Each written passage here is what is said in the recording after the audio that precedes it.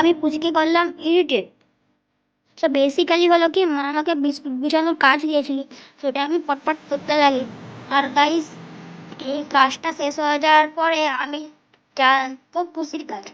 So guys, আমি পুষির কাছে এখন যাচ্ছি, দেখি কি করছে। আর গাইস, আমি দেখি যে টেবিলে শুয়ে শুয়ে মামাই দেখি হাত বিলাচ্ছে। আমি ওকে ইরিটেট করবো বলে তো আমি ওকে ওকে একটুখানি ইরিটেট করতে শুরু করে দিলাম।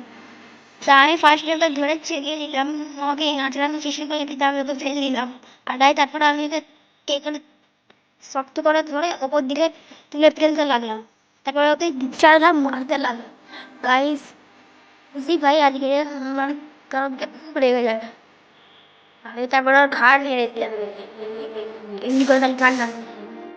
গাইস, তারপরে পুষি রেগে যেয়ে বসলো আমাদের পোটে। আর গাইস,